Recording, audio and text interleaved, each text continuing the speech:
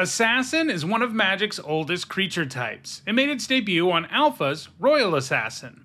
Flavorfully enough, most assassins come with the ability to destroy other creatures in one way or another. The creature type didn't get real support until 2008's Morningtide. That set was a boon for assassins in general because Magic adopted a race-class creature type model with that set, and a lot of old creatures were errata to have the assassin creature type.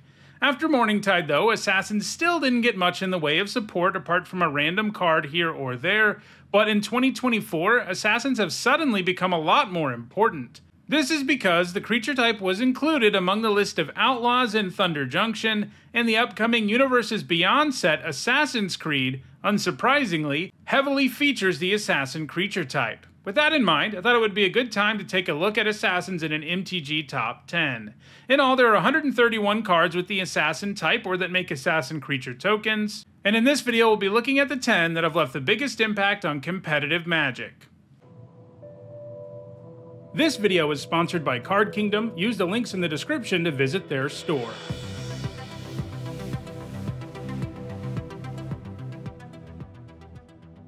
Before we get started, here's a quick reminder on how I score cards in these videos. A first tier top 8 is worth 2 points, this includes events like Pro Tours, and a second tier top 8 is worth 1 point, this includes events like Regional Championships. Alright, let's take a look at Magic's top 10 assassins. At number 10, it's Guildsworn Prowler. For 1 generic and a black, it's a 2/1 with Death Touch, and when it dies, if it wasn't blocking, you draw a card. In other words, this is an awesome attacker that your opponent can never take down in combat without giving you a 2-for-1. While many assassins come with activated or enter the battlefield abilities that let them kill creatures, others come with Death Touch, like the Prowler. Guildsworn Prowler's from a commander set, so the only 60 card formats it's legal in are Legacy, Vintage, and Pauper, and the last of those is where it's found all of its points.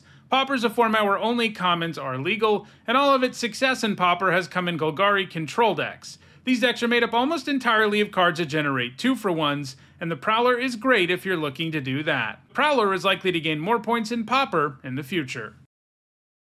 At number 9, it's Ruthless Lawbringer. This is the newest assassin on the list, as it's one of the Thunder Junction assassins. For 1 generic, a black and a white, it's a 3/2, and when it enters the battlefield, you can sacrifice another creature, and if you do, you destroy target non-land permanent. So this assassin can not only take out creatures, it can take out any non-land permanent. We've seen a lot of creatures with a Bone Splinters-like effect stapled to them before, but the Lawbringer is perhaps the best version of this we've ever seen.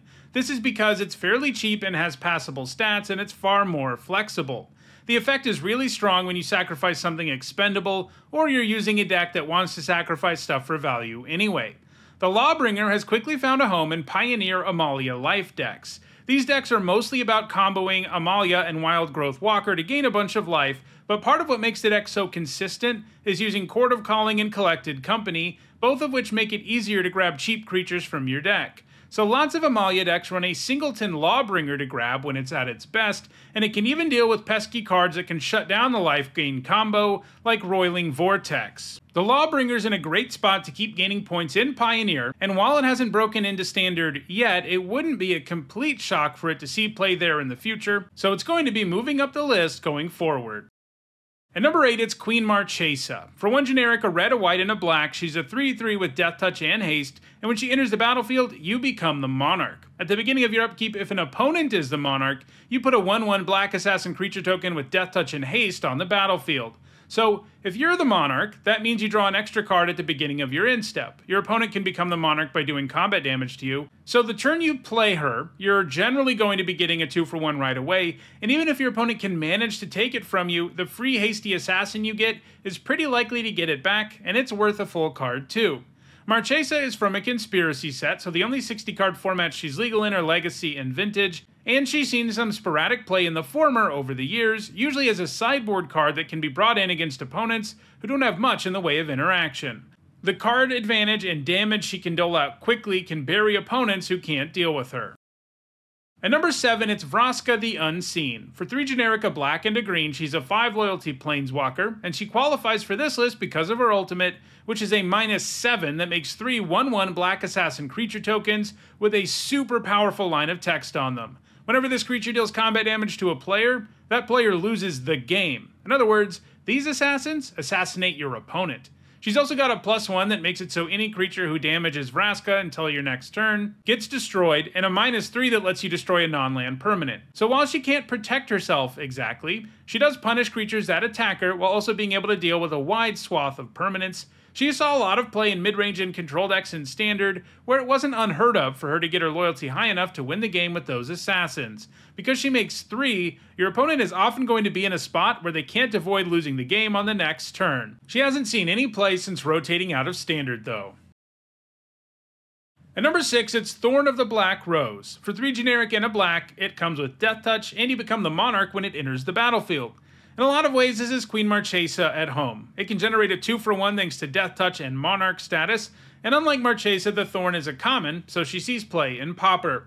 In fact, it's pretty close to a staple in Pauper, seeing play in a wide swath of black decks in the format, ranging from Golgari Garden to Dimir Control to Dimir Fairies. Over the last year, the Thorn has seen play in a whopping 12% of all decks in the format, and that's going to continue. Because of that, it has a legit shot at one day being the #1 card on this list, although it has a ways to go.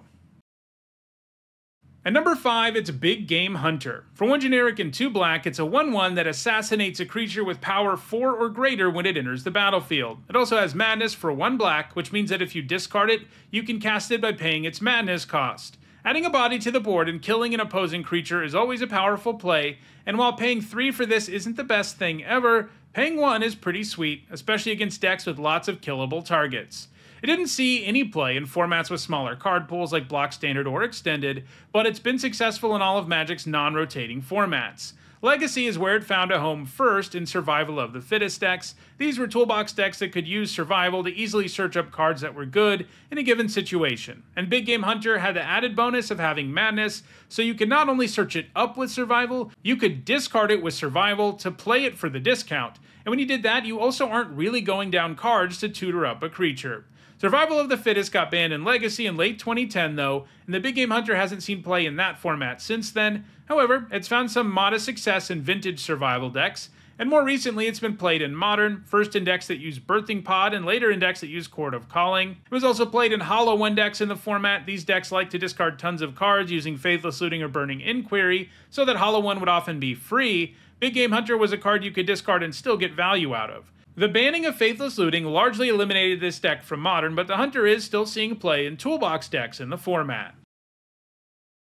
At number 4, it's Vein Ripper, a card printed earlier this year, and one I didn't actually remember was an assassin until I researched this list. For 3 generic and 3 black, it's a 6/5 with flying. Whenever a creature dies, target opponent loses 2 life and you gain 2 life. Importantly, it also comes with Ward, Sacrifice a Creature. So if your opponent wants to target the Ripper, they have to sacrifice a creature or get the spell countered. This means that even if your opponent has the removal spell and the creature to sacrifice, your opponent loses 4 life and gains 4 life, since the Ripper counts the death of all creatures, including itself. That's the card's fail case, and if it stays in play, it's going to kill your opponent in a hurry. It hasn't done much in Standard, but it is a very important card in Pioneer. It single-handedly made vampire decks viable in that format again, as it gave Sorin Imperious Bloodlord an absurd vampire to cheat into play with his -3. This combo is so strong that some decks in Modern are using it too. Vein Ripper is very likely to continue to gain points, and I think before the end of the year, it might be the #1 assassin on this list. At number 3, it's Necrotal. While it doesn't say assassin on the type line on its original printing, it has been given the type retroactively. For 2 generic and 2 black, it's a 2/1 with First Strike, and when it enters the battlefield, it assassinates a non-black, non-artifact creature. Necrotal is from Visions, the set that introduced Enter the Battlefield abilities, and it was an incredibly strong card at the time. Adding a real body to the board while killing your opponent's best creature is great today, and it was great then too. It was heavily played in Standard, most notably in Survival of the Fittest decks, which could tutor it up at will. In other runs through Standard, it saw some more play, and most recently it was played in Birthing Pod decks. It hasn't gained any points since the pod got banned though in early 2015. At number 2, it's Massacre Girl. For 3 generic and 2 black, she's a 4/4 with Menace, and when she enters the battlefield, she gives each other creature -1/-1 until end of turn, and whenever a creature dies this turn, each creature other than her gets -1/-1 until end of turn.